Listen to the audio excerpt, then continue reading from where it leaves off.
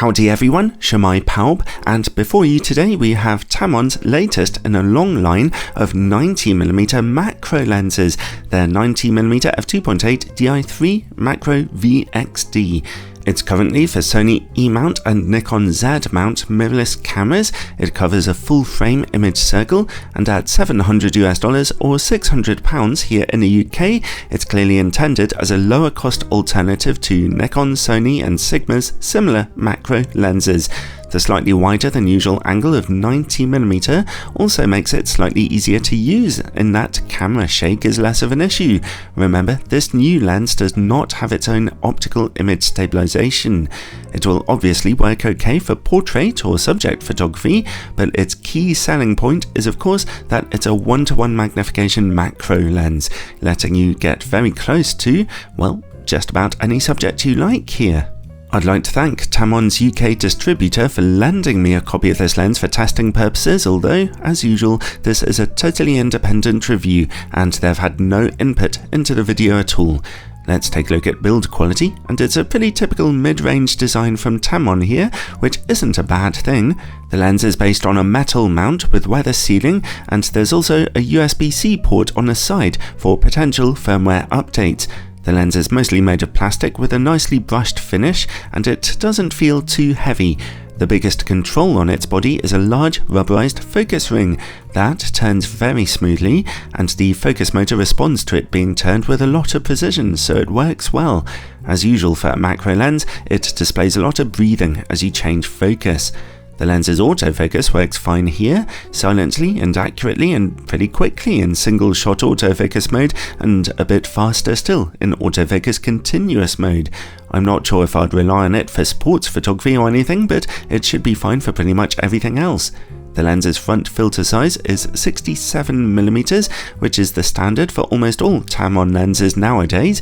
As I said, it does not feature image stabilization, but it does come with a nice big plastic hood with a gap in the bottom for adjusting filters. Useful. We are also treated to an autofocus hold button and a focus limiter switch on the side of the lens's body. Overall, the build quality here is absolutely fine, although it does feel slightly lightweight and just a little plasticky. Okay, let's see about this thing's image quality then, and we'll start on a full frame camera, my Sony a7R III with its 42 megapixel sensor. In-camera corrections are turned on for this test. At f2.8, sharpness and contrast are absolutely perfect in the middle of the image. Over in the corners we see only a tiny softening, but overall they look excellent too. Nice. Stopping down to f4, f5.6 and f8 brings about tiny improvements which lead to perfect image quality in the corners as well. Stop down as far as f11 or f16 and softness begins to emerge due to diffraction. Still, considering that this is one of the least expensive new autofocus macro lenses in its class, this is a brilliant performance on full frame. So let's check out what the lens can do on a 24 megapixel aps-c camera. It's essentially the same performance really, always dead sharp in the middle, straight from f2.8 with great contrast. Corner image quality, just marginally softer but still excellent.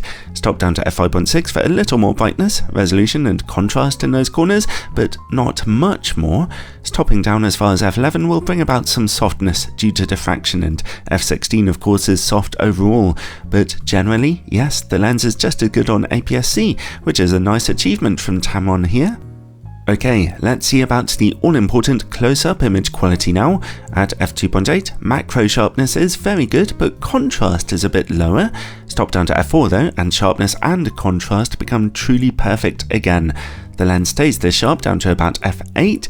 At f11 though, softness is clearly emerging, and f16 looks very soft here.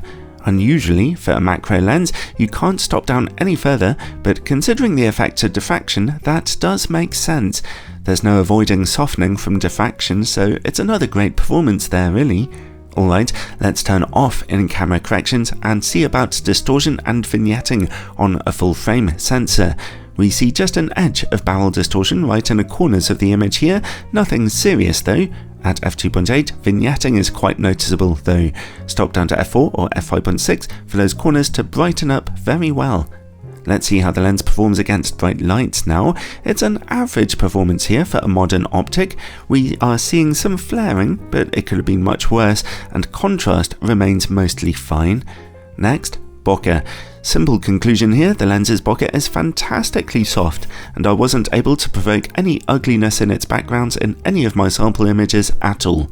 And finally, related to bokeh, let's take a look at longitudinal chromatic aberration. There's a small amount of green and magenta color fringing on bokeh highlights to be seen here at f2.8 and f4, but it's not quite as bad as I was expecting. Stop down to f5.6 and it's mostly gone. Overall, well, yeah, I was seriously impressed with this Tamron lens. Their 90mm macro options have always been good enough, but this one raises the bar by offering excellent image quality and good functionality at a very reasonable price indeed. So, if this is the kind of macro lens you're on the market for, and you don't need the toughest build quality in the world, or image stabilization, then it comes highly recommended.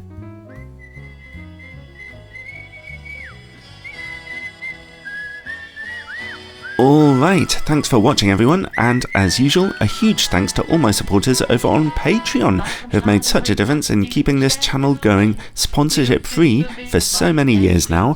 Check it out in the description below. Supporters get all kinds of extra bonus content, and I think warm and happy thoughts about them almost every day. God bless everyone, and ciao for now.